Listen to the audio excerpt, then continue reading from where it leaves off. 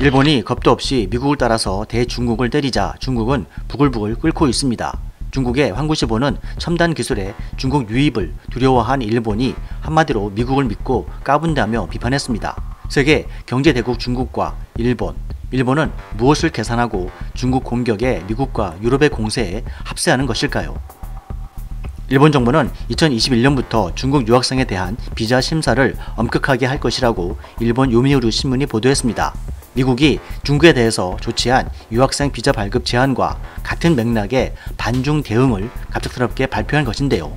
일본 국가안전보장국은 외무성, 법무성, 경제산업성, 방위성 등 각 부처와 함께 의심스러운 인물에 대한 정보를 공유하며 이들에 대해서 비자 발급을 거부할 수 있도록 하겠다고 밝히며 그 대상국은 중국 등 국가라고 해서 사실상 중국을 겨냥했습니다. 일본은 국가안보와 관련된 첨단 기술이 중국 유학생 등에 의해서 누설되는 것을 막자는 취지로서 이것은 미국과 같은 이유인데요. 일본 외무성은 비자 심사를 강화하기 위해서 2억 2천만 엔, 약 24억 2천만 원의 예산을 별도로 배정하기로 했고 경제산업성도 18억 7천만 엔, 약 205억 5천만 원의 거액을 일본 기업이나 대학에 지원해서 기술 유출을 막겠다고 나섰습니다. 현재 미국과 호주 등 서방 국가들은 유학생들의 개인 정보를 조사한 뒤 비자 발급을 거부하는 사례가 점점 늘고 있습니다. 일본도 이들 서방 국가들과 같이 국가 안보와 관련된 첨단 기술이 유학생을 통해서 중국으로 누설되는 것을 막겠다고 한 것입니다.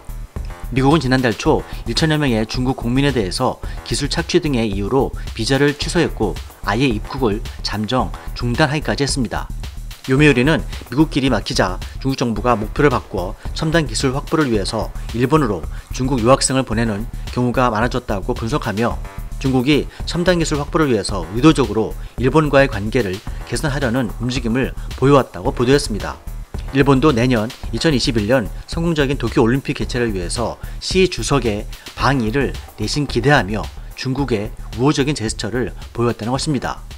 그러나 코로나 바이러스 사태로 시 주석 방일이 기약 없이 미뤄지고 도쿄올림픽도 연기되면서 일본은 중국에 눈치를 볼 필요가 없어지자 대중국에 대한 국제적인 판세를 파악한 일본이 미국을 따라서 중국 때리기에 동참하는 과감한 행보를 보이고 있다고 말했습니다.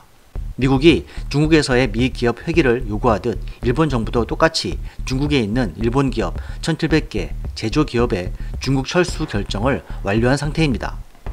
청일전쟁과 러일전쟁 등 자신들보다 큰 나라들을 점령, 지배했던 일본이 중국에 대한 그들의 행보는 한국과는 사뭇 다른 모습을 보입니다. 한국 정부는 홍콩 국가보안법도 반대하지 않는 입장을 표명했었고 중국 경제 의존도 등이 높은 탓인지 중국에 대해서는 매우 신중한 상황입니다. 그러나 일본은 미국을 위시한 유럽과 아시안 국가 등 중국을 겨냥한 해양연맹 추진에 자신들의 안보를 이유로 동참하고 있습니다. 작금의 중국은 대륙을 통일한 이후부터는 1대1로 추진을 통해서 태국과 말레이시아 쪽의 해양지역까지 중국의 영토 야욕을 드러냈습니다. 이러한 중국의 주장에 대해서 국제적인 반발이 거세게 일자 인근에 주인 없는 조각섬에 비행장을 건설하며 항공 영유권까지 주장하고 있는 형국입니다. 일본은 이러한 중국의 영토 확장에 대해서 그 영역 내에 자신들의 영토인 센카쿠 열도에 대해서 안보 문제를 이유로 대응하고 있는 것이죠. 중국은 지난 3일 센카쿠 열도의 중국식 명칭인 다오 위다오 디지털 박물관 사이트를 열면서 이 열도의 주권은 역사적으로 중국 것이라며 주장하고 있습니다. 중국은 청일전쟁의 패배와 난징 대학살 등으로 큰 어려움을 겪었었고 이로 인해 일본에 대한 역사적인 감정이 여전히 좋지 않은 상황입니다. 센카쿠 열도는 일본 오키나와의 서남쪽 약 410km, 중국 대륙의 동쪽 약 330km, 대만의 북동쪽 약 170km 떨어진 8개의 섬으로 동중국 해상에 위치한 8개 무인도이며 정확히 5개의 도서와 3개의 암초로 구성되어 있고 총 면적은 6.32제곱킬로미터입니다.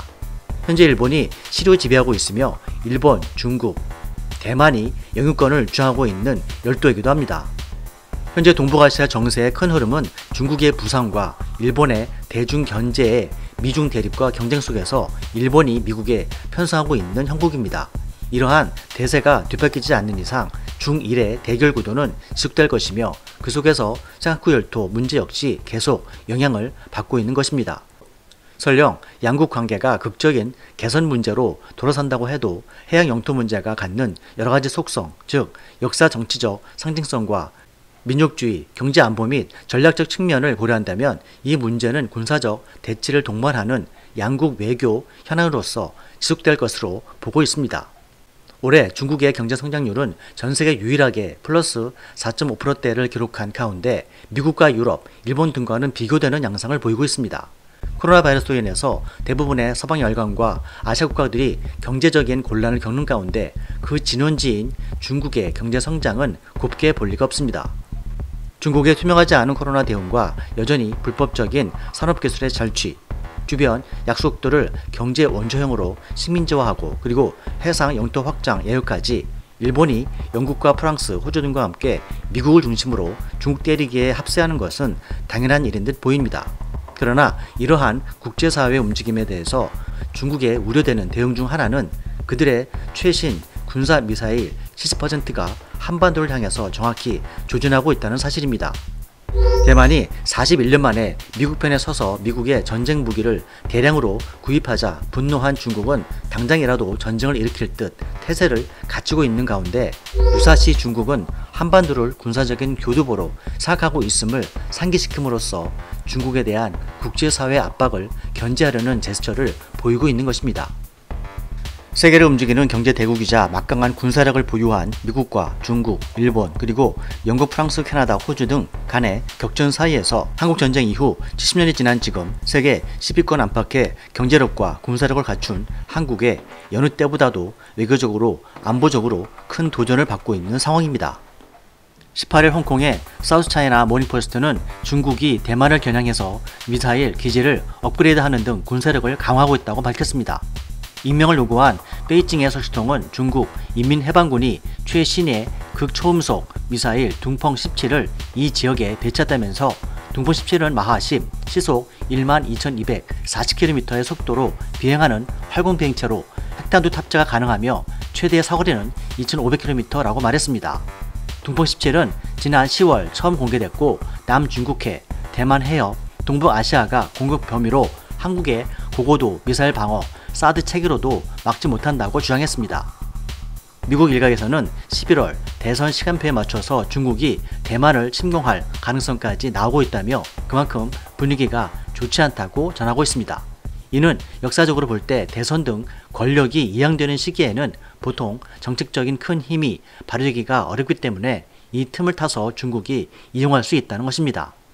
과연 미중 갈등이 어떤 방향으로 치달을지 그리고 동아시아와 한반도에는 또 어떠한 영향이 외교적으로 미치게 될지 계속해서 지켜봐야 할 것 같습니다. 이상 미스터 돌프 TV였습니다. 시청해주셔서 감사합니다.